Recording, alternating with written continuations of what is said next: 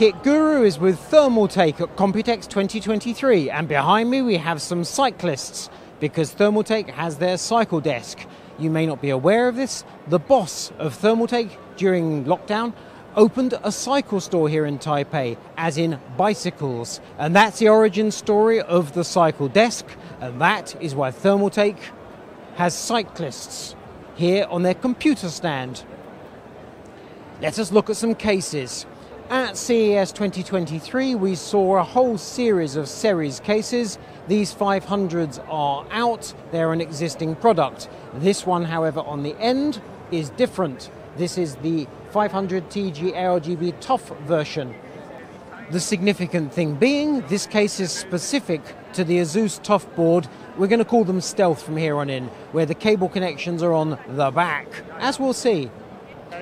The Ceres 500 is a thing. This particular version of the Ceres 500, however, is not yet a thing. Also, it appears to be specific to this model of motherboard. It's not a stealth case, it's a stealth case for the Asus TOF motherboard. Nonetheless, we're interested to see this form factor evolving and developing. Ceres 300 is a budget case, a mere £99, dollars or euros.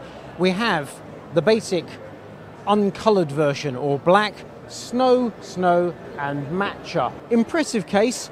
We reckon it's going to come with 3 fans. We're not certain of that yet. Despite its compact nature, it can accommodate a proper sized graphics card. If you look, you'll see we have an optional LCD on the side. You can absolutely guarantee that LCD is going to cost as much as the case, if not more. When we looked at the Tower 100, it had an LCD that was specific to that model. The same's been true of the Tower 500. It would appear that Thermaltake comes up with a unique LCD for each of their cases for some bizarre reason. But that's nifty. And don't you just think a larger LCD would work even better? The Tower 200, priced at £129, dollars or euros, in a variety of greens. Quite surprising to see this. Matcha green, racing green, and turquoise. We've had a bit of a debate here. Being British, I naturally see this as British racing green and historic, and I like it a lot. Compared to the Tower 100, it's slightly larger. It's micro ATX rather than mini ITX. It can accommodate significantly more cooling. This case looks like a much more likely all-rounder than the Tower 100. Also, the top panel in fact, Mike's going to give us a demonstration. Mike, could you pop off the top panel, please? Oh, absolutely. You see, previously 5 screws, lots of swearing. Now, easy peasy. Thermaltake saw the review, they listened to the review, and they've updated the 200 from the 100. Thanks, Mike. Here we have a range of custom loop hardware. We've got pumps, reservoirs we're used to, we've got radiators, but here we have their Pacific SF fittings. These are based on the C Pro fittings, which are absolutely unique in the world of custom loop hardware. They have 4 O-rings and 3 parts to them, and as a result it makes assembling the system much easier. You can cut your tube to finished length with the minimum of hassle. The actual hardware hasn't changed significantly over 4 or 5 years. This is a cosmetic update. They've changed the knurling, but in terms of function, there's no difference. You get a variety of colours. Some are shiny, some are white, some are black. Over here we have matte. But the C Pro fitting remains, in my opinion, the finest hardline tube fitting in the world. The new Pacific SR radiators. So the new part here is that these side plates are detachable, 2 screws and away it comes. You can see I have a Thermaltake logo on. You can see there's a slight colour contrast between the body of the radiator and those side panels. Thermaltake is asking, what colours should they produce these panels in? What colours, in fact, should radiators be? I was eulogising yesterday at Cooler Master about the textured printing on the side of their radiators, and now we're being asked about colours. So comments below. You'll see throughout this video we've got a number of coolers and cases in various greens and teals. What do you think we should do with radiators?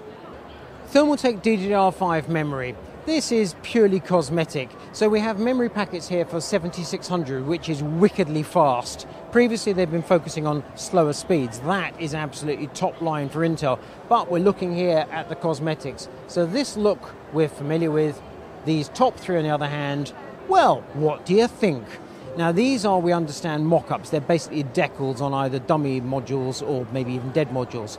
But which of them do you prefer?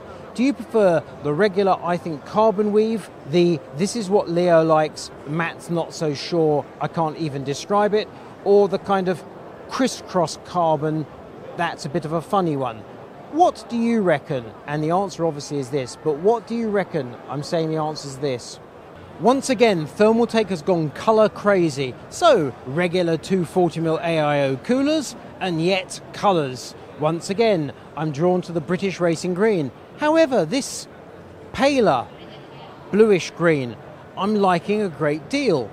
So, which colour do we like, people? Are we going for the bluish, the greenish, or common and garden old black? Thermaltake always includes a long line of mods at Computex and indeed CES. Here we have an array of their Core P6, Ceres 500 and the Tower 500. We've also got some very noisy bystanders. Now these mods all look great, love them, especially to my eyes that's understated, but there's something extra super special around the corner. Here we have the row of CTE C750s. So this is the case that we saw at CES that launched recently. I reviewed it a month ago, and it's a big deal here at Computex. Now this build is interesting. These two builds in green and blue are stylish and understated. However, this is a work of genius. And furthermore, it's by Alex Banks, and he's British. So it's a British work of genius. Now, Alex owns a machine shop, Pratex Designs, as it says on the card. We were discussing this build with him. We're going to go and show the other side of it in a moment. This distro plate, if he gets to doing batches of them in production, would cost about £3,000. The first off costs significantly more than that. And if you look, the tubes just go into the distro plate. There are no fittings. They just seal. This thing is an absolute delight. There's not a single wrong move. The top panel is a slab of aluminium. It started life weighing over 20 kilos. It's now down, I think he said, to 7 or so. The build weighs a lot. There's some epic engineering in this system. And this is the backside of Alex Banks' build, which you cannot see from the front side. It's absolutely stunning. The work here is just next level. Here's the sickener. While the camera stays on the hardware, I'm just going to tell you this. This is Alex's own personal PC. He's lent it to Thermaltake for Computex. It's going to go back to the UK as his PC. The thing is, when that PC returns to base, it's going to be Alex's second PC. That work of art isn't even a primary PC. Good Lord. I'm signing off next to the CTE 700 that we saw at CES in black and snow. CTE 700 is going to launch in about a month or two, or will arrive for review in a month or two. We don't yet have a price. The point being is CTE 750 has just gone on sale, and they don't want to release too many cases at once. So 750 has happened, 700 is next. Looking forward to this, and then we'll move on down.